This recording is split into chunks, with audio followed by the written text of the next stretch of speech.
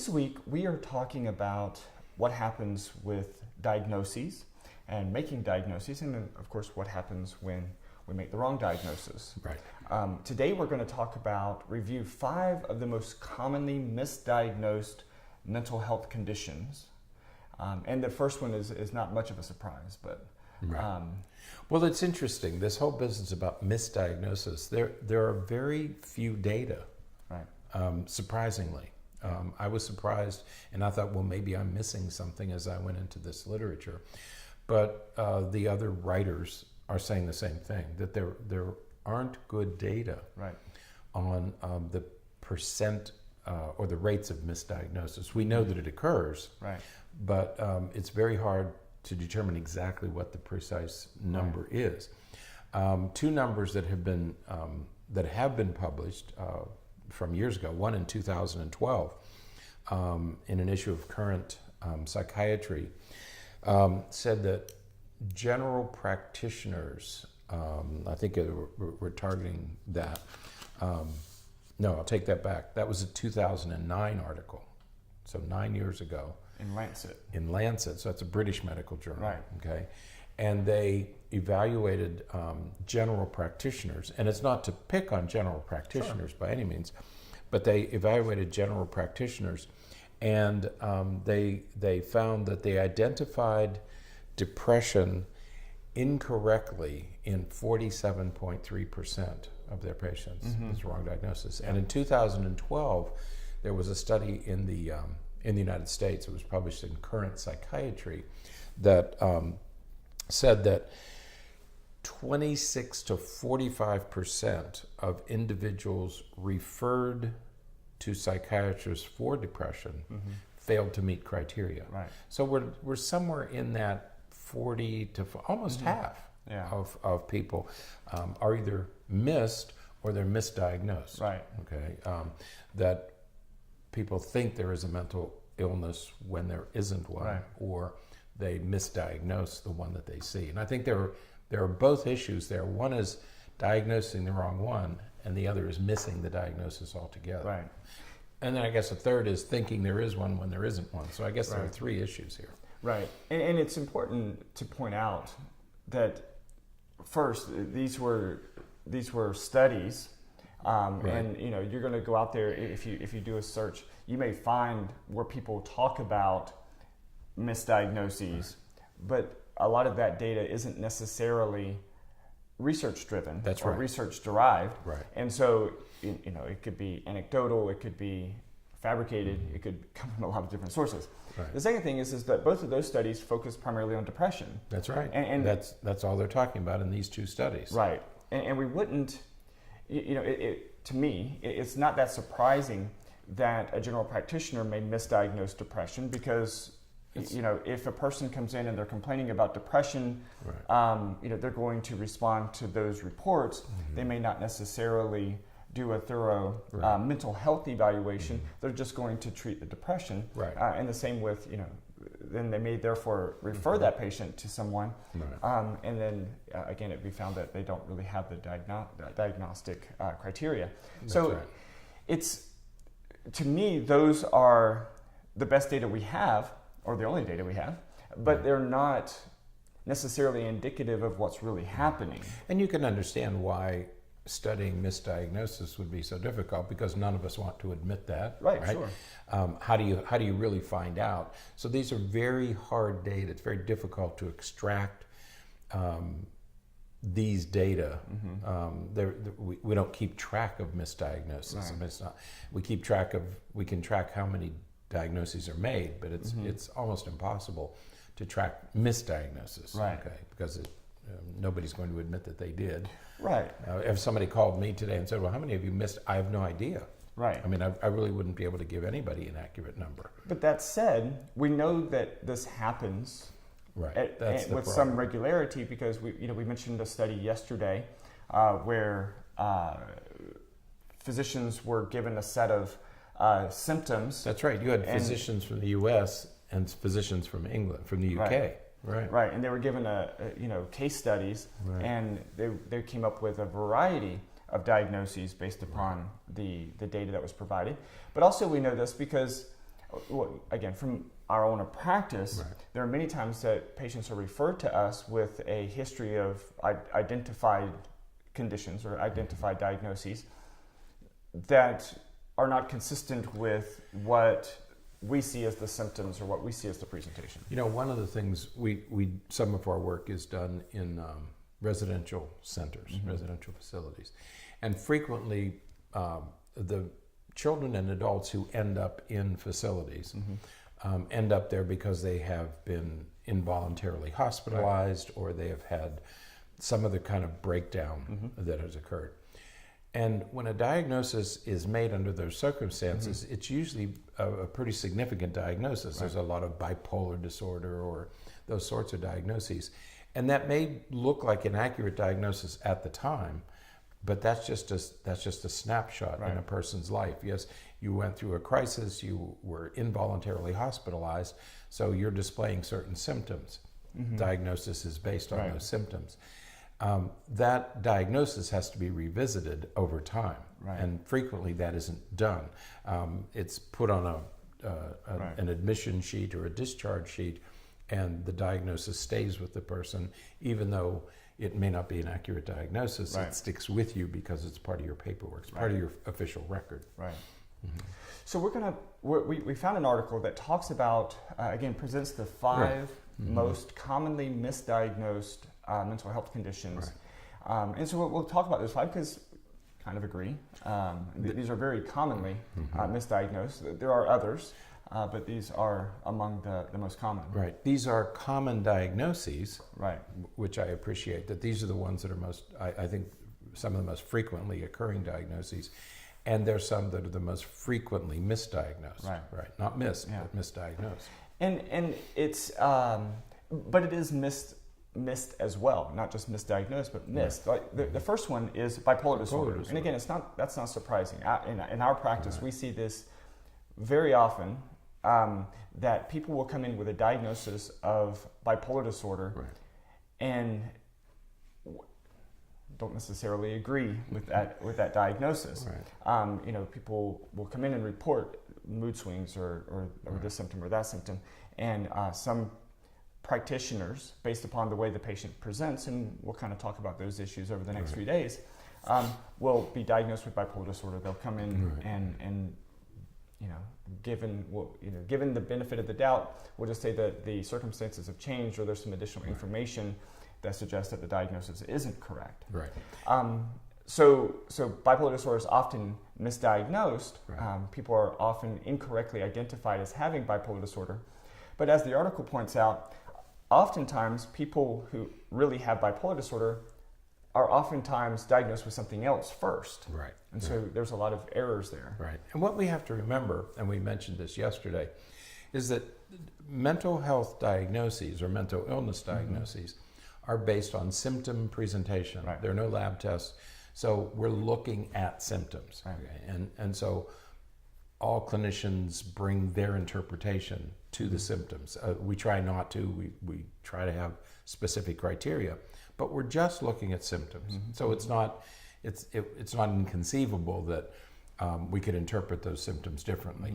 However, with bipolar disorder, if a person presents with depression, if you seek help because you're in a depressive state, frequently you get a diagnosis of unipolar depression rather than bipolar, because we don't see on that day, we only saw the depression. And sometimes there hasn't been a manic episode. That's right. And other times, what the bipolar disorder presents first with mania.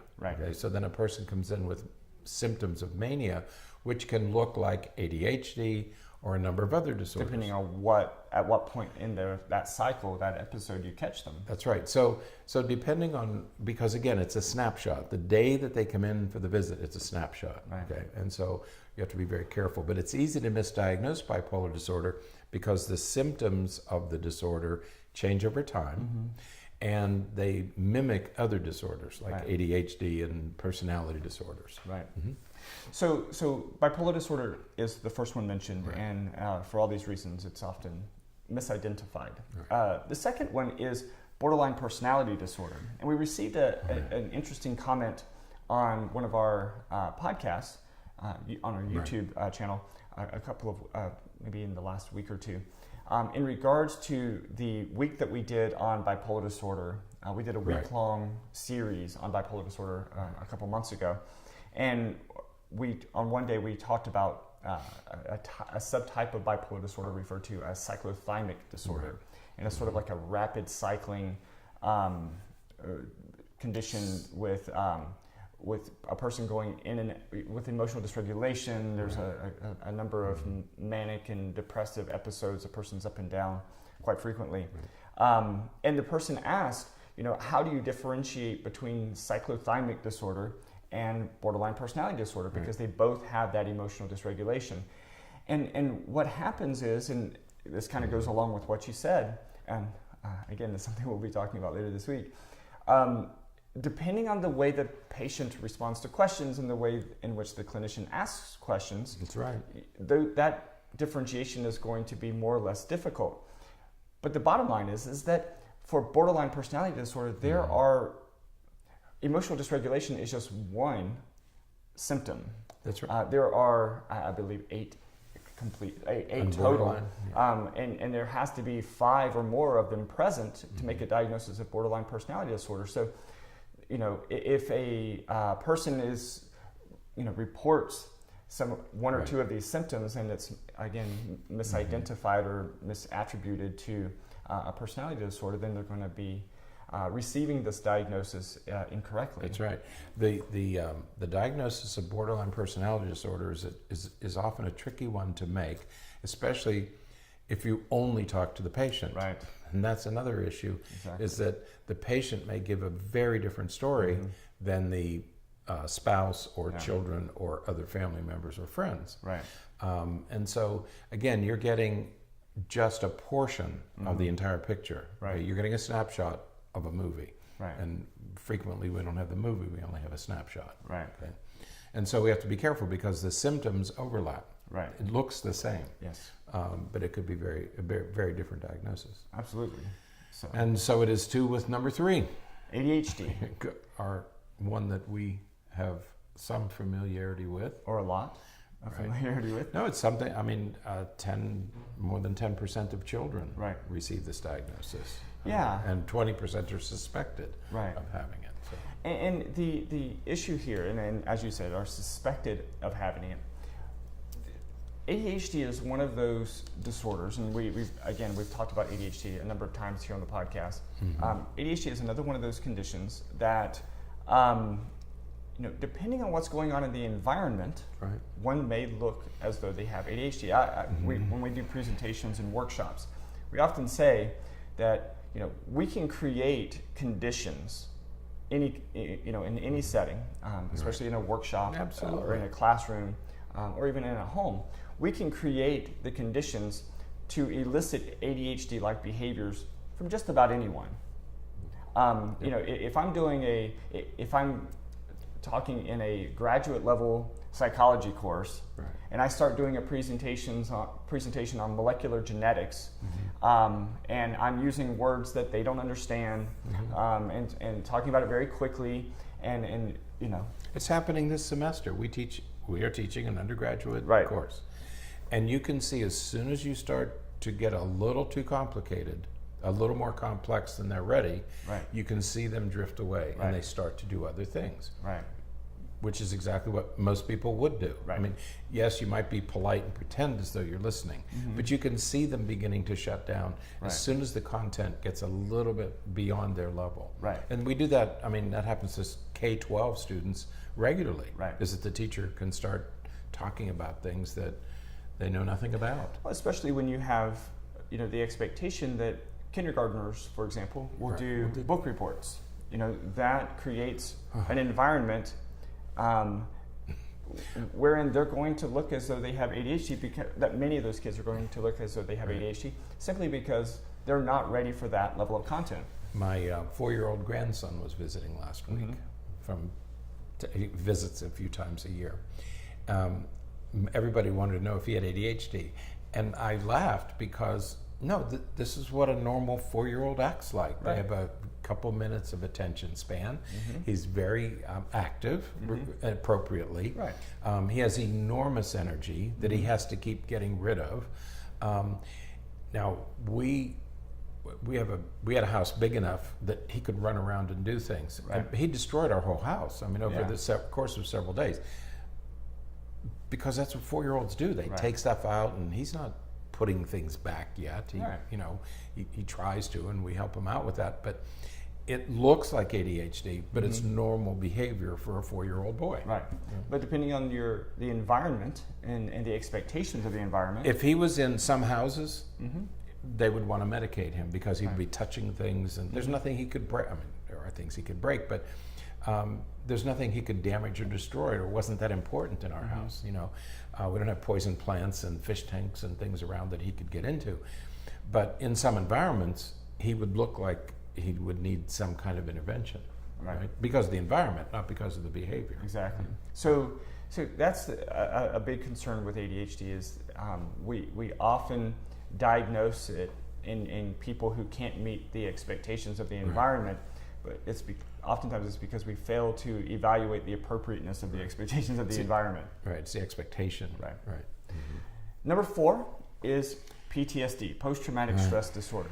And again, this is one of those that goes both ways as far as is often misdiagnosed in that we say that people have it when it could be a phobia or it could be something else that's going on, and also the other way where it's missed. People fail to identify particular traumas that could be eliciting the behaviors that are creating the stress. That's right. People who have experienced a traumatic event can present with anxiety, they can present with depression, there's inattention, impulsivity, and unless you know the whole story, I mean, frequently the patient, the client, won't mention the episode. They don't think it's important, or they don't Or they don't think want of to talk about it, or they've Avoiding repressed it. They're avoiding it. They don't want to discuss it. I had a patient recently who had a very traumatic event when she was a teenager, and she just never talked about it. Finally, when she started, it began with, I don't want to talk about that. But finally, I was able to coax it out of her. It took several weeks, several months to coax it out of her, and finally she's talking about it. Without knowing that event, you wouldn't know that. Not knowing that event, you would never diagnose PTSD in this person. You diagnose a dozen other illnesses, but you'd never get to PTSD. Absolutely. As soon as she told me of that, then I knew we were dealing with PTSD. So it's easy to make these misdiagnoses. I mean, it's not due to it's not always due to incompetence. Not always. But sometimes it is, and we need to confront that one too. Yeah, absolutely. And then finally, number 5 is anxiety. Our good old friend anxiety. Yeah. And this one is especially relevant in children because we were talking about ADHD a moment ago, and we throw the diagnosis of ADHD out there quite often. And many times, instead of ADHD, what they really have is anxiety. Because anxiety can cause the same type of fidgetiness. It can cause the same type of inattentiveness and distractibility and forgetfulness and all that, all those same symptoms that we see with ADHD. But when a kid doesn't have the vocabulary or the insight or the awareness to identify and articulate anxiety symptoms, then that diagnosis isn't made. One of the things I do when I teach graduate level courses, and we talk about autism spectrum disorder, one of the huge problems is anxiety. And it's not that they have an anxiety disorder, it's that because of their autism, because of their ineffectual social skills, they become anxious, of course. We all become anxious in situations that we can't manage. And so, it looks like it's not a primary anxiety disorder, it's anxiety driven by another disorder. Okay, but you have to be aware of those things. And anxiety, we used to say that ADHD, depression, and anxiety are genetically linked, and they kind of are, but it's also a symptom overlap. If you have one, kids who have ADHD, in their quiet moments, they are embarrassed, and because they know they're not measuring up. Okay, Yeah. so that can look like depression. They also become very anxious. Mm-hmm. So you have to be careful and sort these symptoms out because we're Right. dealing with symptoms, not lab tests. You have to be very careful in sorting these out and separating them out. Yeah, absolutely. So, now over the next couple of days, we are going to focus on challenges associated with diagnosing children. We've already kind of alluded to a few of them. We're going to also then talk about challenges associated with diagnosing adults. Right. And then we'll end on Friday, and not end the week, but on Friday we're going to focus on clinician-based Right. issues that contribute to making some of these misdiagnoses, and that will be an interesting conversation. We'll point fingers at ourselves. Absolutely. Day, which is good. Right. We have to constantly be evaluating and reevaluating what we do. Right. So yeah, I think that I know here in our office we do that. We do it a lot. We really work to challenge each other to make sure that we're making the right diagnosis and that we're thinking of things as comprehensively as possible. Right. And, I think we do an okay job of that. We do. I think we do. All right. So, well, that is it for today. So until next time, stay happy, stay healthy, and forget to be afraid.